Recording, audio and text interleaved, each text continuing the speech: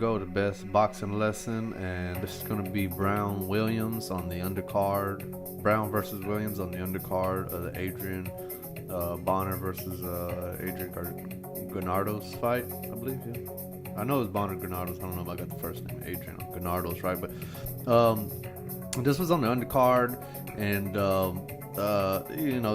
Brown ended up winning, but basically, I just want to use this one sequence right here to show you. Now, this was controversial because in the actual fight, he threw a correct punch. There was nothing wrong with it. He threw a perfectly beautiful long-range jab, power jab, and the guy went down, but he didn't. He looked like he wasn't down. It was hard. I get where the guy was coming from. He was basically saying, "Well, look, I didn't see his knee on the other side of his body touching the canvas. The ref saw that. I didn't see that. I thought I saw him, or not his knee. I think it was a knee or a glove or something on the other side of his body touching the canvas, which is a down, technically.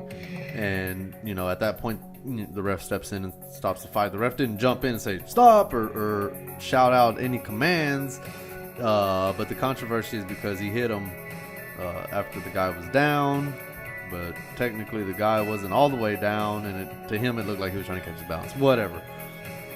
What I want to focus on is the technique of the jab, because that's what this video is about, okay? And I'm a big fan of the jab.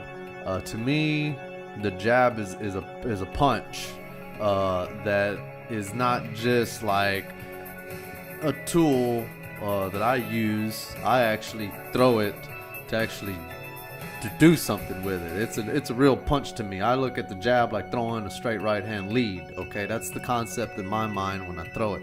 Most people use the jab like some kind of little tool or distraction or assist or something. I don't know. I never see people throw jabs correctly or with any kind of force or any kind of intention to do something. It's usually like a let me be first kind of thing, or a whatever. I don't know. I can't explain it. But trust me, I've been in the ring with opponents, and I've also been in the ring with mitts, training boxers, and it's like nobody takes the jab seriously unless you tell them, here, do it this way. You tell them, hey, then they do it right. But when it's them on their own, it's almost like they don't. So this is what my coach always told me. Is he called it a long range jab or a power jab. Different people probably have different names, but basically this guy's stance is perfect, as you can see. His back is nice and straight, chin is tucked, as you can see. His gloves nice and high right there. This guy's covered up. Now you might look at this guy right here and think, well, why would I waste time throwing this punch? Because it looks like he's covered all the way up. It might be somebody's intention to go here to the body. It might be your intention to loop around and try to go around this guard. And all those things are fine too. But don't think just because you see this that you shouldn't throw the jab. Absolutely you should throw the jab. As a matter of fact, this is the perfect time to throw a jab, a power jab, a long range jab, one where you step out with a full thrust and do some damage to your opponent. Because if you think about it, it's hard to tell, but this glove is closer to his head. This glove is sticking out a little bit farther away from his body. This glove is actually closer to your opponent. Alright, a lot of people don't think about that. So the time it takes to get this one from here to there is a lot quicker than it takes to fire this one, and because you got to turn your body a little bit. Here you don't have to turn nothing. You just step out with the leg and fire that out nice and straight, and it works wonders. So let's check this out real quick so you can see exactly what I'm talking about.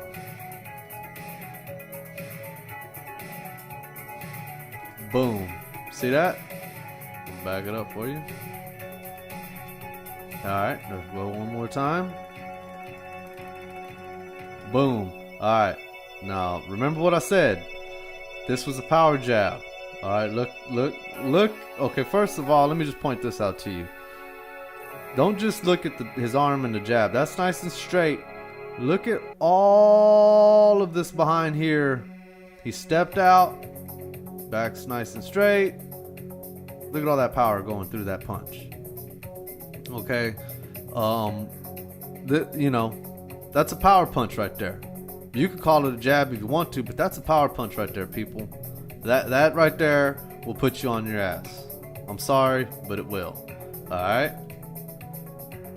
And then, boom, the guy goes down. Look at that. Imagine that. Wow.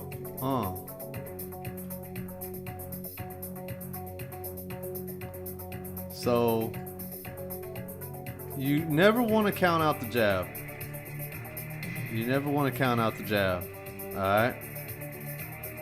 You always want to know that that is something that you can do that will always be effective. Alright? And think of it as more than just, well, I'm going to throw this just to set up my next punch. I mean, that's good, don't get me wrong. Nothing wrong with that. But have conviction with it. Okay? Because you never know. You might not need that next punch if you throw the first one correctly. Boom, and then you know, he slips and ducks his head on the way out. You see? That's it. Boom. Look at that.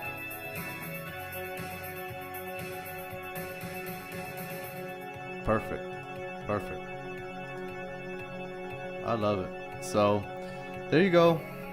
That's the jab for the best boxing lesson. Long range power jab. I love to throw them. I've done this myself. I've fired a jab and put people back on their butts. It's very possible. It happens all the time, and there's nothing wrong with it. All right. So thank you for watching, and until next time.